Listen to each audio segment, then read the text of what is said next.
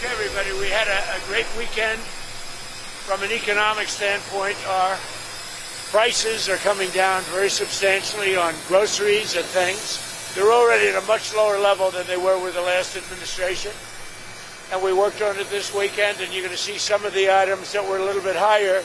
They were lower than the last administration, but a little bit higher. We're going to have some little price reductions, and in some cases, some pretty good ones. They use the affordability word. The affordability is much, much better with this. And again, I go to Walmart and other companies, and in every case, it's about 25% that a meal, a Thanksgiving meal and surroundings are 25% lower than it was under the Biden administration. That's a big fact. And that comes from Walmart and others that do that. Okay? Any questions? Any update on Venezuela, Mr. President? On Venezuela, updates? No update on Venezuela. The designation of that cartel associated with Maduro, does that mean that the U.S. government can target Maduro's assets or infrastructure inside Venezuela? It allows us to do that, but we haven't said we're going to do that. And we may be having some discussions with Maduro, and we'll see how that turns out.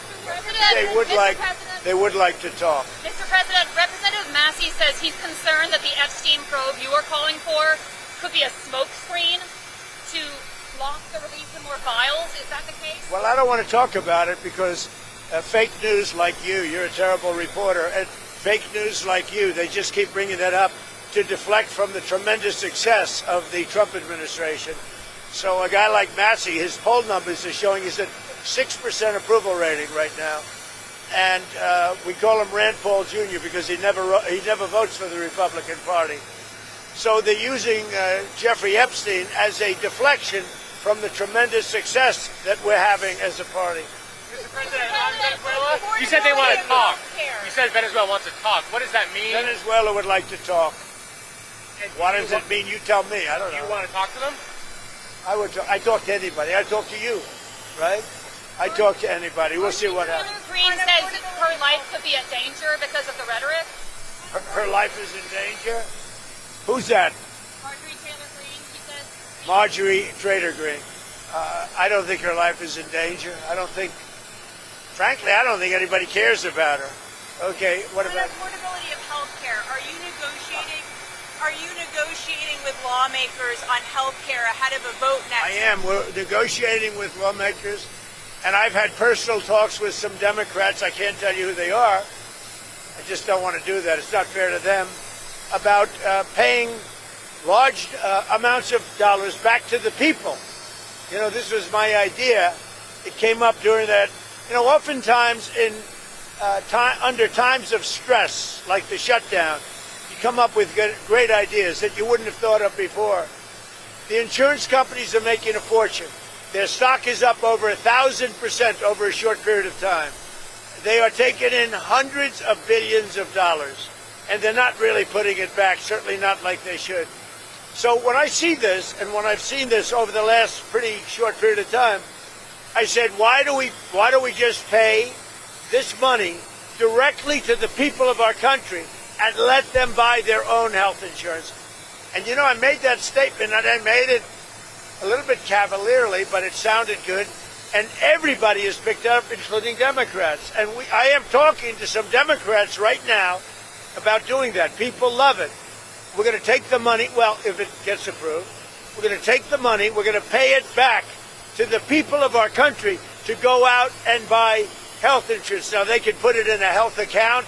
We can do it a lot of different ways. But they buy their own health insurance. They can negotiate price. And it's going to be locked so they can't go out and buy a Cadillac. They can go out and buy health insurance. Carlson. Is it time for Congress to move legislation that puts pressure on Russia and puts pressure on Putin?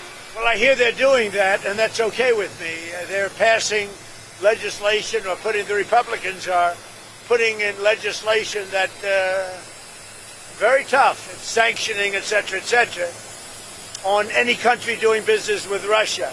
They may add Iran to that, as you know. I suggested it. So any country that does business with Russia will be very severely sanctioned. We may add Iran to the formula, yeah. Mr. President, Tucker Carlson recently had a friendly interview with anti-Semite Nick Fuentes. Tucker Carlson.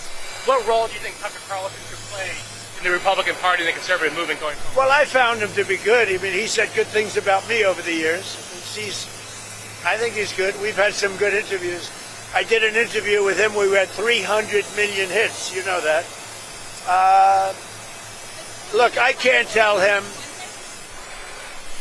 Should he be? Will you let me finish my statement? You are the worst. You're with Bloomberg, right?